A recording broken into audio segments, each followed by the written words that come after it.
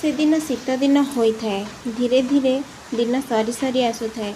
घंटारे सेतेबेलू समय प्राय 4:44 होता है। आ मु बस स्टॉप रे ठिया होता है बस को अपेक्षा करी। एते बेल हेलाणी बस कहीं आसुनी। कौन आम गाँव को जाऊे बस टी सारी चलानी। हेले मु तो मो रूममेट को कही सारी जे मु 2 दिन गाँव को जाऊँगी। मोर गाँव रे थिबा बापा बोऊ को मध्य घर को जीवा कथा जणई सारी। याडे ऑफिस रु मध्य छुट्टी नहीं सारी। एबे मु कौन करी जदि घर को जाई न पारिबी तो मु कौन करी। सेपटे मो एग्जाम मध्य मिस होई जिवो। मोर सबू आशा परिश्रम माटी रे मिसी जिवो। मु देखिथिबा सेई स्वप्न आग को बढ़िबार स्वप्न सबू धूलिसात होई जिवो। मोर अकाउंटेंट हेबार आशा सेई आशार ही रही जिवो। हे शिव ठाकुरे एबे कौन हेबो। एमिति बहुत गुड़े कथा मो मन को व्यस्त करी देउथाए। मु तो यही सब कथा भाबुथाए।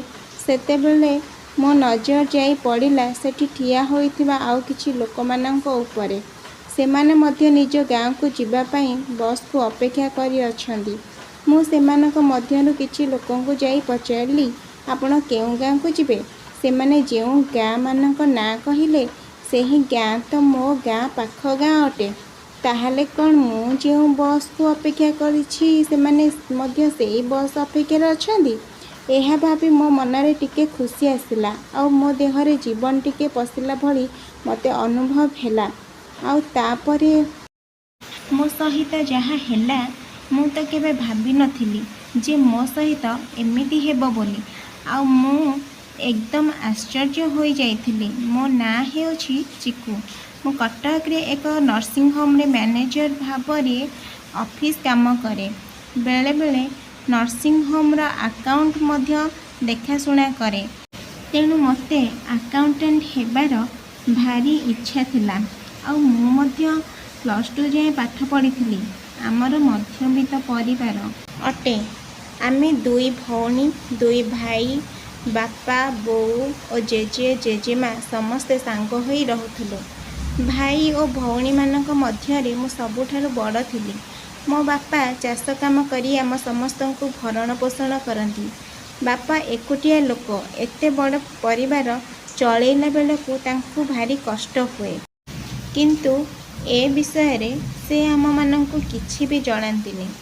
किंतु मु बापांक कष्ट को अनुभव करि पारिथिली।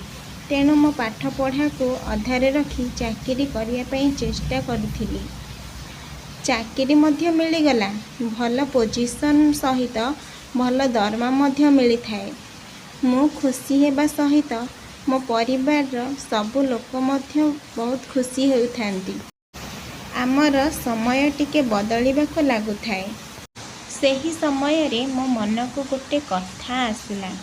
मु भाबिली जे मोर जो अकाउंटेंट हेबार स्वप्न अधा थिला ताको पूरण करिया पई एही प्रस्ताव को मो बापा को जणाइली। से किछि समय पई टिके चिंतारे पड़ीगला पर लागिले।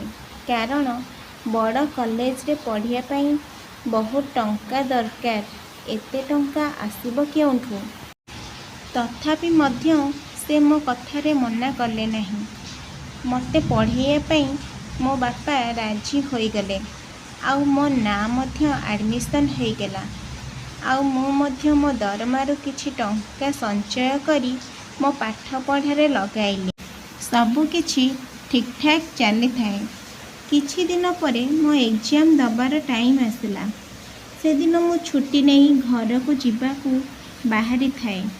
आउ तापरे बस स्टॉप रे ठिया होइथिबा समय रे सेठारे थिबा एक अंध लोकटी मो आड़ को माड़ी आसिला। आउ तापरे हठात मो नजर जाई पड़िला से लोकटा उपरे जी कि जोर जोर रे मो आड़ को माड़ी आसुथाए। से लोकटी देखिबा को पागल भली दिसुथाए। तार गोटी आखि नष्ट होला परी दिसुथाए। हेले से एमिति मो आड़ को काहेकि आसुची। आउ से कौन करबा को चाहूची बोली मु भाबुथाए। सेतिकी बेले से आसी मो हाथ को धरिला। आउ किछि कहबा पई चेष्टा करुथाए। किछि गभीर भाବରେ इशारा मध्य देउथाए। ହେଲେ ମୁଁ କିଛି ବୁଝିପାରୁନଥାଏ କି ସେ କେଉଁ କଥା କହିବାକୁ ଚାହୁଁଛନ୍ତି। ସେ ମୋତେ କ'ଣ ମନେ ପକାଇବା ପାଇଁ ଚେଷ୍ଟା କରୁଛନ୍ତି। ଠିକ୍ ସେତିକିବେଳେ ମୋ ଗାଁକୁ ଯିବା ପାଇଁ ମୁଁ ଯେଉଁ ବସ୍ ଅପେକ୍ଷାରେ ଥିଲି ସେ ବସ୍ଟି ଆସିଗଲା ଓ ଆମେ ସମସ୍ତେ ସେ ବସ୍ରେ ଚଢ଼ି ଗାଁକୁ ବାହାରି ଆସିଲୁ। ସେହି ବସ୍ରେ ଗାଁକୁ ଆସିବା ସମୟରେ ବାଟରେ ଏକ ଦୁର୍ଘଟଣା ଘଟିଲା। ଭଗବାନଙ୍କ ଦୟାରୁ ମୁଁ ତ ଅଳ୍ପକେ ବଞ୍ଚିଗଲି, କିନ୍ତୁ ମୋ ସାଙ୍ଗରେ ଆସିଥିବା ଲୋକ ସବୁ ଗୁରୁତର ଆହତ ହୋଇଥିଲେ। କିଛି ଜଣଙ୍କର ଜୀବନ ମଧ୍ୟ ଚାଲିଗଲା। ଏବେ ମୁଁ ବୁଝିପାରୁଛି ଅନ୍ଧ ଲୋକଟି ଆମେ ସେ ବସ୍ରେ ନ ଯିବା ପାଇଁ ହିଁ ଇସାରା କରୁଥିଲେ। ସତରେ ସେ ବୋଧେ ଅନ୍ଧ ରୂପରେ ଭଗବାନ ଥିଲେ। ଏହାପରେ ସେ ଅନ୍ଧ ଲୋକ ପାଇଁ ଭକ୍ତିରେ ମୋ ମୁଣ୍ଡ ନଇଁଯାଉଛି ଆଉ ନିଜକୁ ଅଫସୋସ ଲାଗୁଛି ଯେ ହୁଏତ ମୁଁ ସେତେବେଳେ ତାଙ୍କ କଥା ବୁଝିପାରିଥାନ୍ତି, ହେଲେ ଏମିତି ହୋଇନଥାନ୍ତା। ଏତିକି କହି ରହୁଛି। ନମସ୍କାର ଶ୍ରୋତା ବନ୍ଧୁ।